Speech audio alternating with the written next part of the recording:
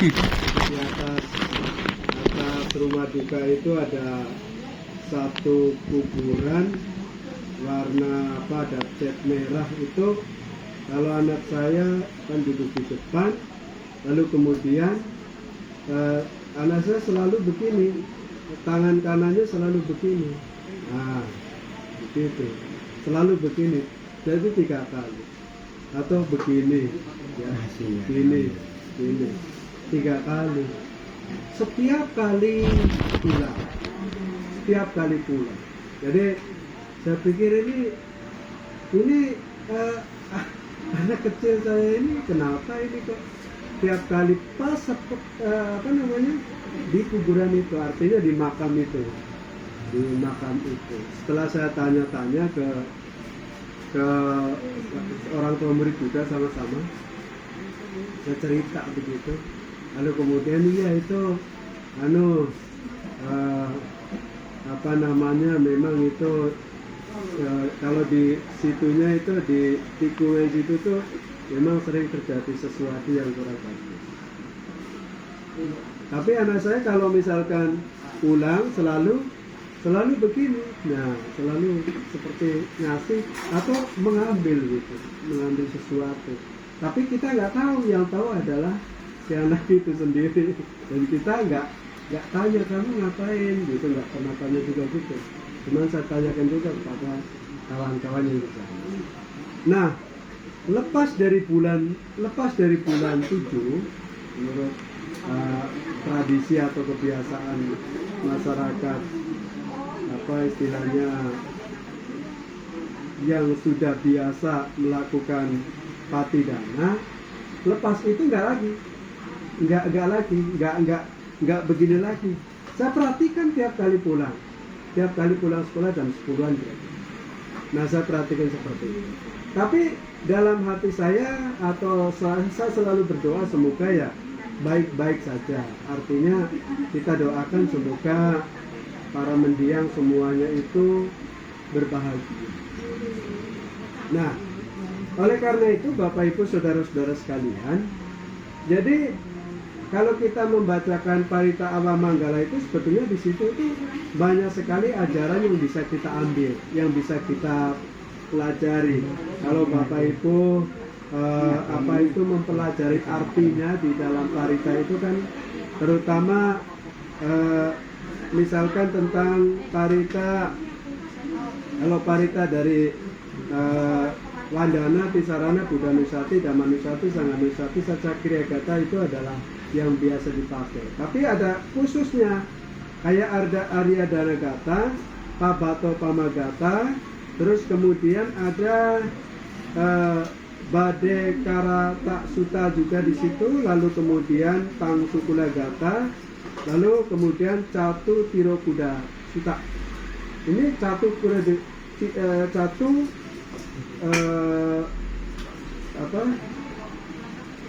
Tirokuda Sutta, tapi ini kan data kan diambil beberapa parita gitu. Lalu nah, di sini kita bisa kita bisa merenungkan apa yang ada di sini semuanya kalau kita membacakan artinya, ya.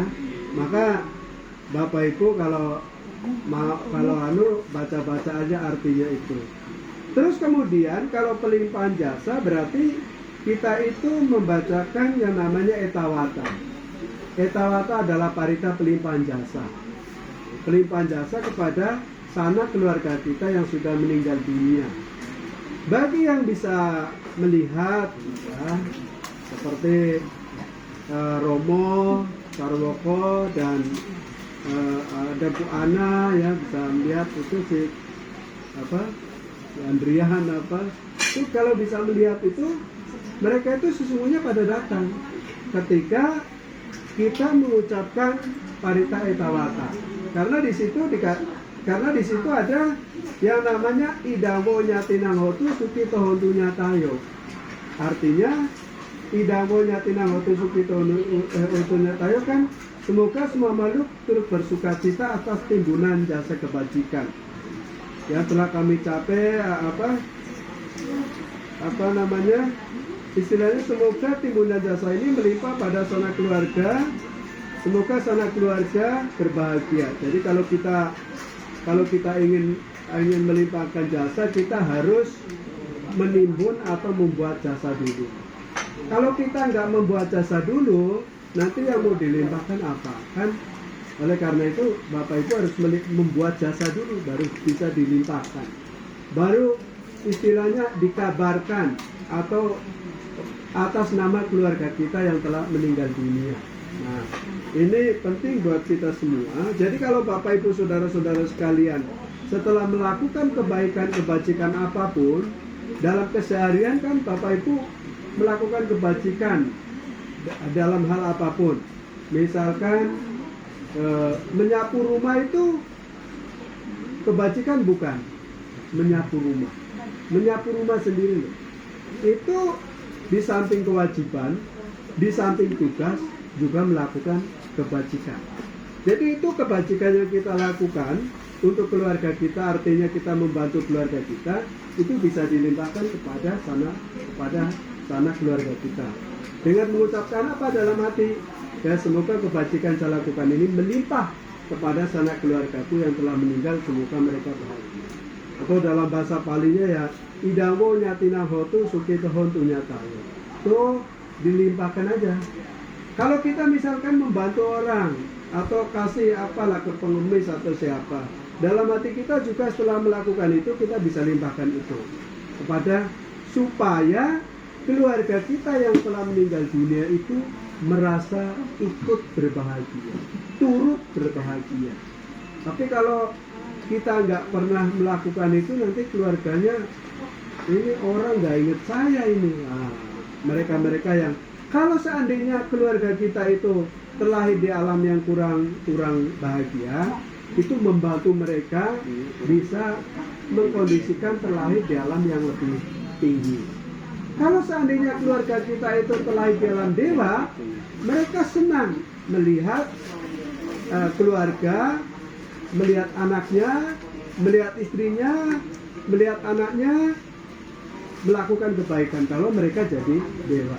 Tetapi kalau mereka itu terlahir sebagai manusia, ya itu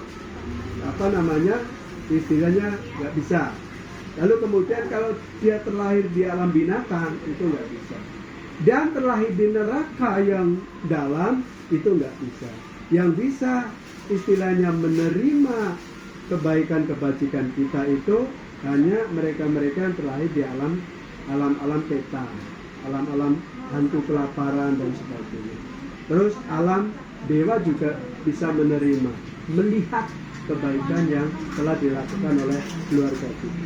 Nah, tetapi kalau keluarga kita terlahir di alam yang kurang bahagia, ini mengangkat.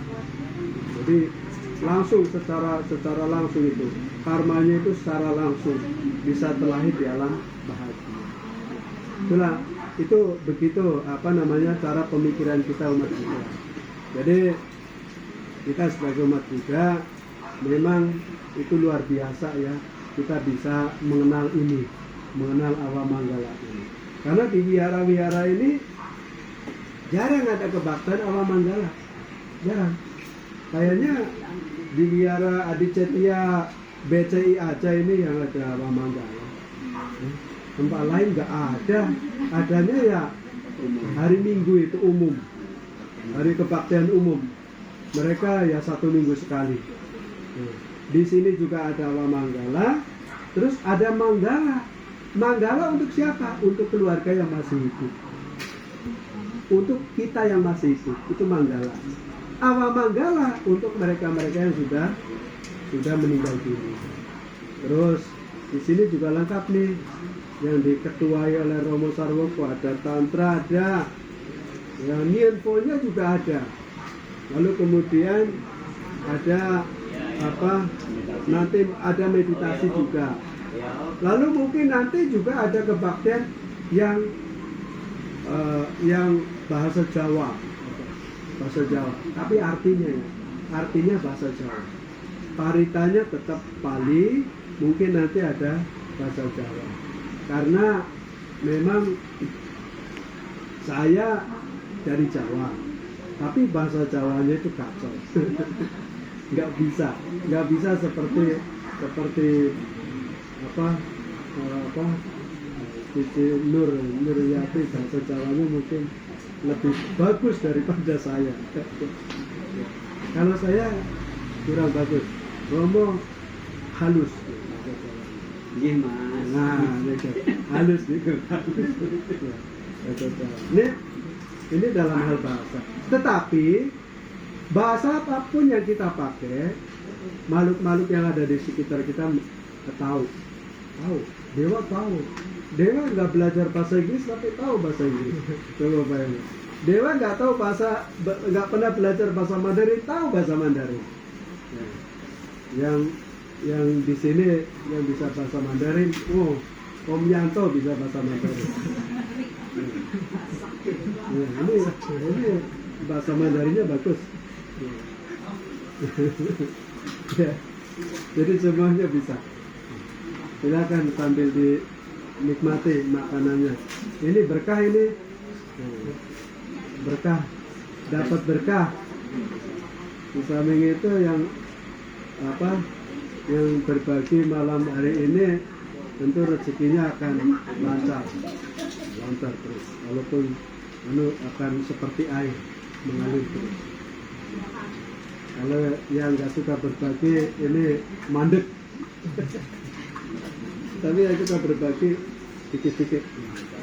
Berbagi kepada siapapun, dalam bentuk apapun, dalam bentuk pikiran, tenaga, ucapan, materi, itu akan membawa kita yang kedepannya akan lebih. Nah, ini setiap kecil cuman makanannya banyak. Iya, berkah ini. Ibu membuat berkah. Itu kehidupan akan datang mau jadi orang kaya raya. Wah, kaya raya sekali. Dana makanan ini kaya raya. Nanti akan pokoknya nggak pernah namanya kekurangan. Kehidupan kaya, kehidupan akan datang tambah kaya. Nggak akan pernah kekurangan apapun. Tapi kalau berbuat baik berupanya aku wihara itu karena baiknya apa itu? Itu akibatnya nanti kedepannya itu akan yang laki-laki menjadi ganteng. Rupawan ya. Ya, rupawan. Yang perempuan akan cantik luar biasa, cantik derita. Seperti Miss Universe. Tapi itu mereka dandan. Ya. Kalau nggak dandan sama aja, gitu. Ya kan? Tapi yang paling utama adalah cantik hatinya, ganteng hatinya. Walaupun mukanya cantik, misalkan, tapi hatinya kurang baik, ya sama aja. Tapi kalau misalkan udah cantik, hatinya baik hati, ya, wah itu lengkap itu, luar biasa. 100%. Jadi yang suka nyapu wihara, ngepel wihara, itu ngepel itu semuanya itu kayak membersihkan batin, kekotoran batin ngepel atau nyapu wihara. Itu karma baiknya luar biasa. Jadi nanti kalau terlahir di alam dewa, itu nanti kalau misalkan si Tuti ini ya suka nyapu ini, ya ini bisa nanti kalau terlahir dalam nanti kalau terlahir dalam dewa nanti bisa jadi ratu. Jadi ratu. Terus kemudian ratu tugasnya apa? Duduk. Lalu kemudian ada dayang-dayangnya ya, itu yang melayani semuanya. Jadi semuanya bisa terjadi dalam kehidupan yang akan datang. Yang penting dalam kehidupan sekarang kita membuat cara. Itu aja. Kemampuan kita, sekuat kita, kapanpun bisa dilakukan. Mumpung di di Perumnas ini ada cetia, gunakan cetia ini sebaik mungkin. Dalam arti kan ini terbuka ini 24 jam kata Romo Sarwono. Bisa duduk meditasi di sini, takutlah kalau duduk malam-malam takut sendiri. Gak usah takut, kalau udah di dalam wihara tenang, aman. Gak ada hal-hal buruk yang akan muncul. daripada duduk di pinggir jalan sana itu bisa berbahaya. Ya mungkin hanya itu ya yang bisa saya sampaikan pada Bapak Ibu saudara-saudara sekalian. Yang utamanya kita saya mengajak pada Bapak Ibu sekalian untuk gunakan kesempatan kehidupan kita sebagai manusia, gunakan kesempatan sebaik-baiknya. Nah, karena lahir sebagai manusia ini susah, tidak mudah. Kalau yang sudah terbiasa terlahir di alam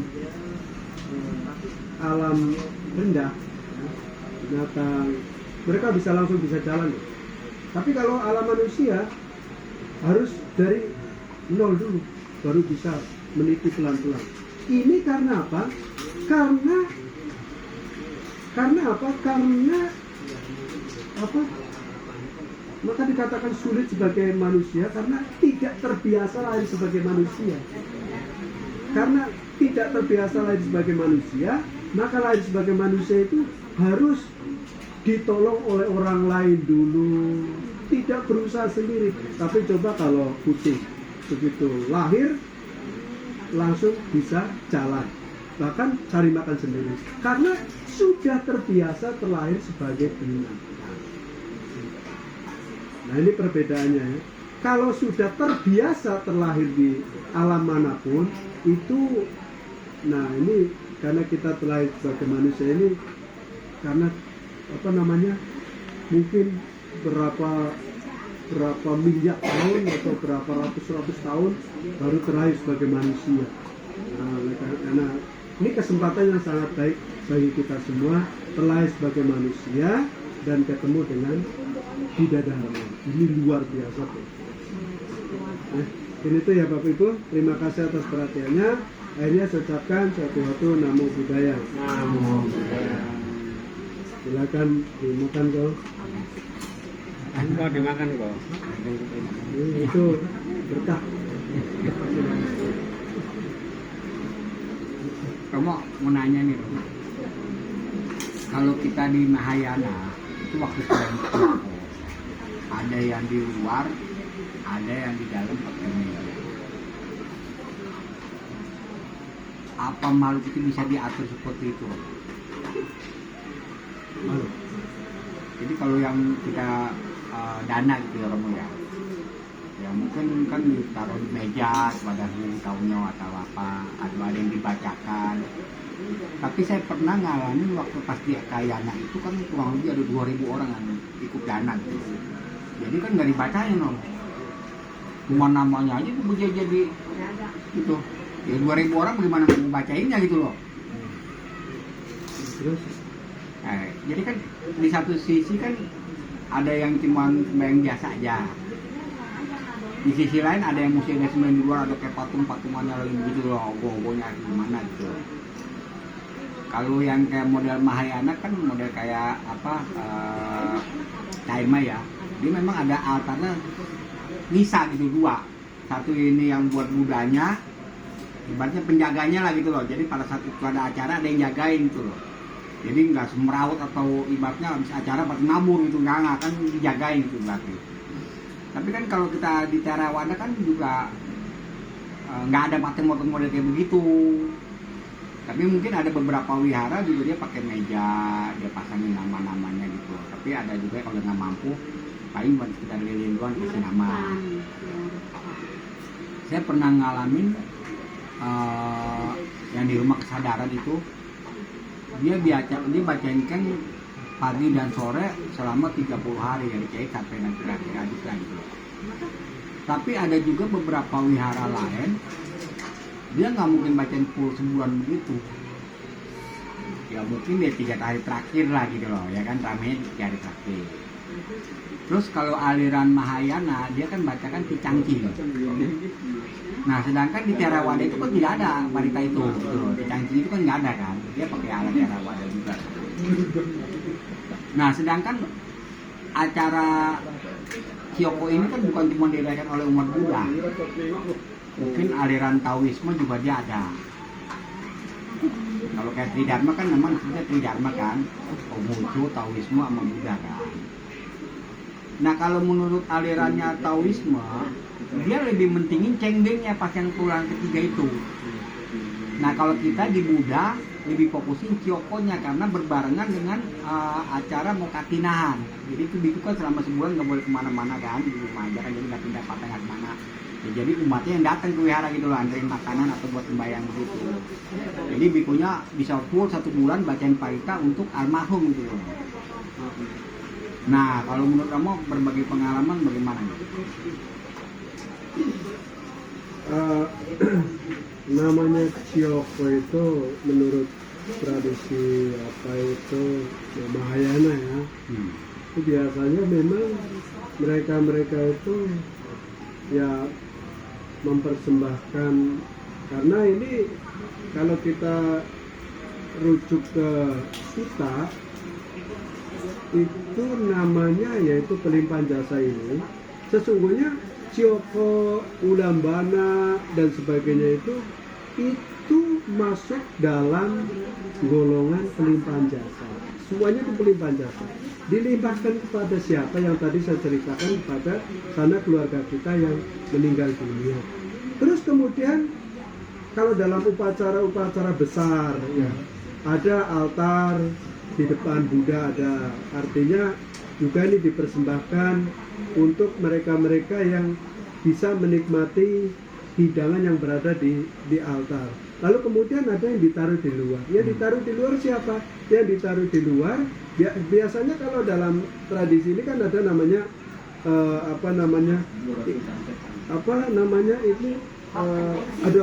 ada yang bikin perahu ya, perahu besar, bikin perahu besar. Kemudian bikin perahu besar untuk menyeberang dari sana itu. Lalu kemudian di situ ada juga satu ini untuk rebutan. Artinya mereka yang nggak ada namanya, ya nggak ada namanya bisa ambil di situ. Lalu kemudian yang perahu besar itu pun sudah ada nama-nama. Karena apa? Makanya kita sarankan kepada umat Buddha yang tidak lupa namanya itu, pakailah dengan nama para leluhur. Kenapa? Karena leluhur kita itu banyak sekali. Nah ini diletakkan di mana? Di depan pas ada acara itu. Di depan ada acara itu. Untuk apa? Supaya mereka bisa menikmati itu makanan-makanan yang dipersembahkan. Tetapi ini pengalaman saya waktu mengadakan Patidana di Tangerang juga. Ada umat kemasukan. Lalu umat itu bilang, umat itu yang kemasukan itu ngomong apa? Mana keluarga saya? Kok nggak ada yang datang? Apakah nggak sayang sama saya, nggak ingat sama saya? Kita sebagai panitia kan nggak tahu. Mana keluarganya, keluarga kamu, keluarga siapa? Dan sebagainya kita nggak tahu.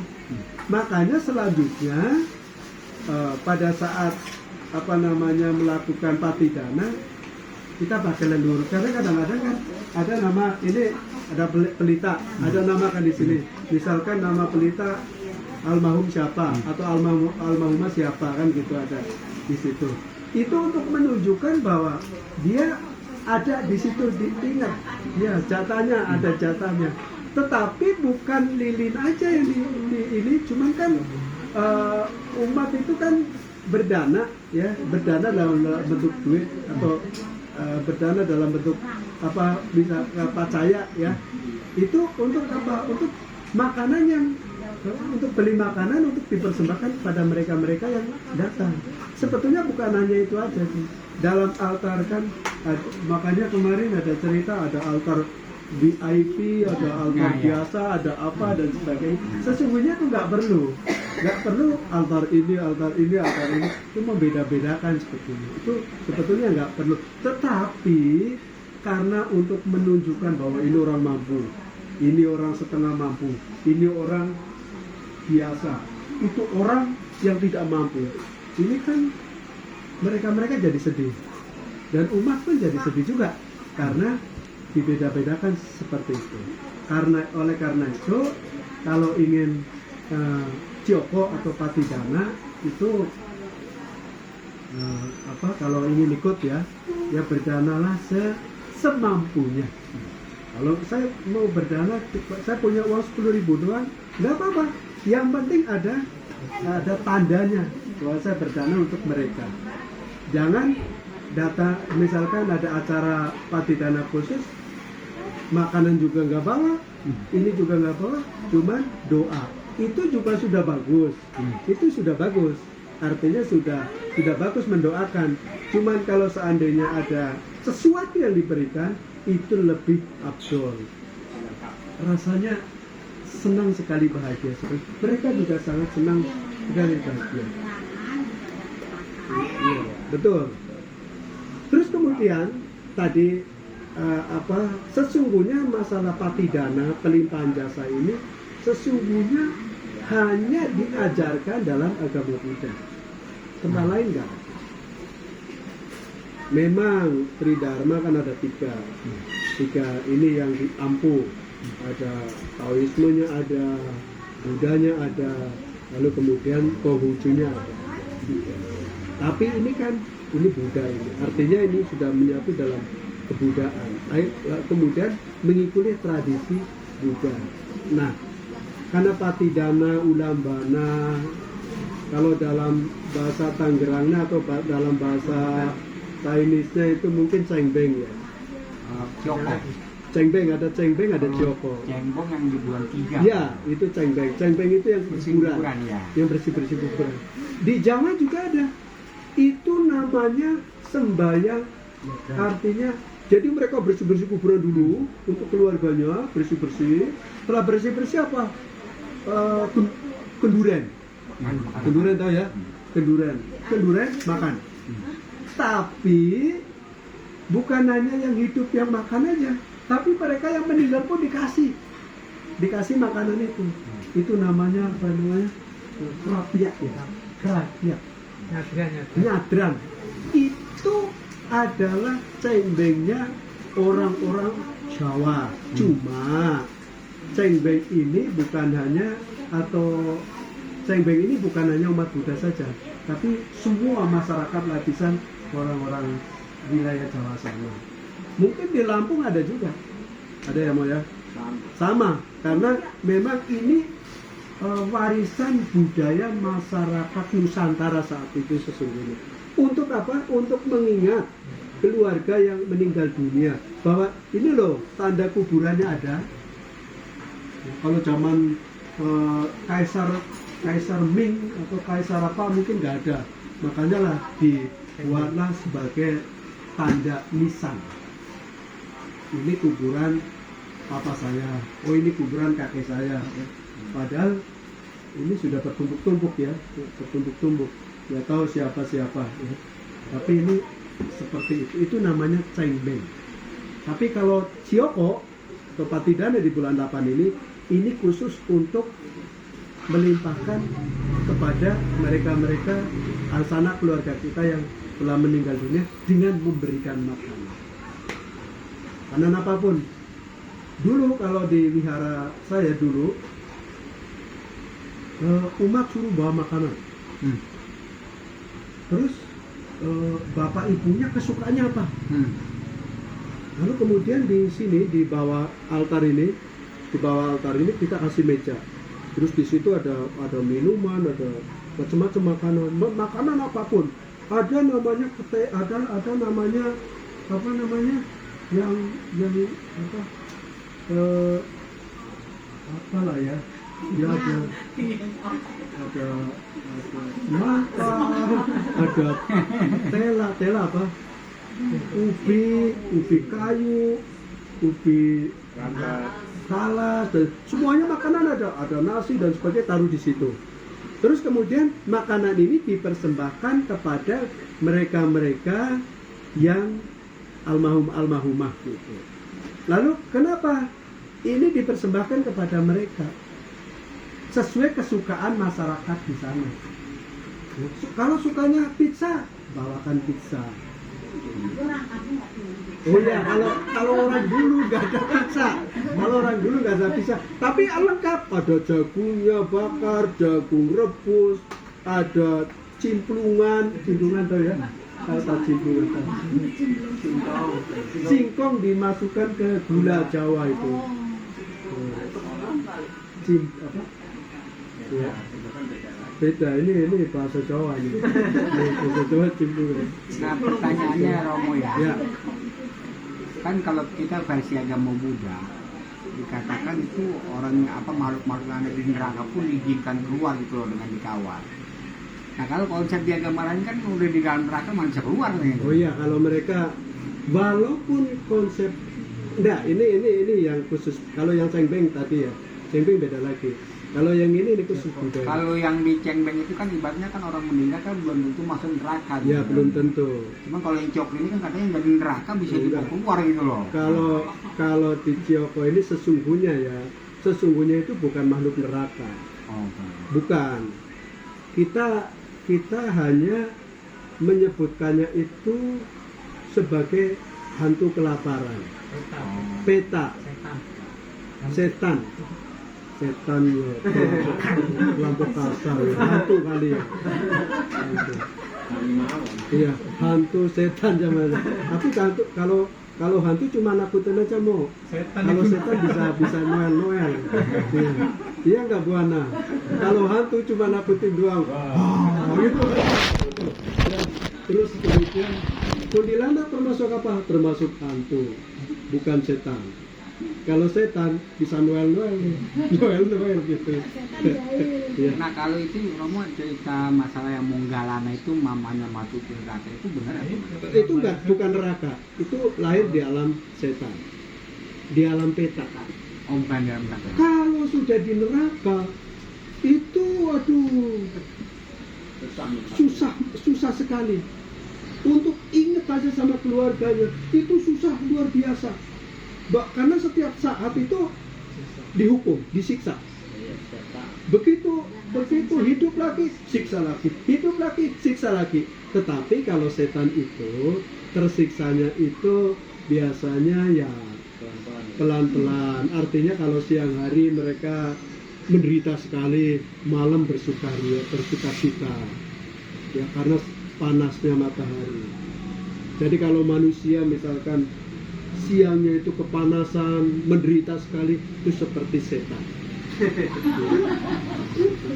Tapi kalau malamnya bahagia sekali, bisa minum-minum, bisa joget-joget dan sebagainya. Itu. Tapi kalau itu seperti, ya, diibaratkan seperti itu. Karena begini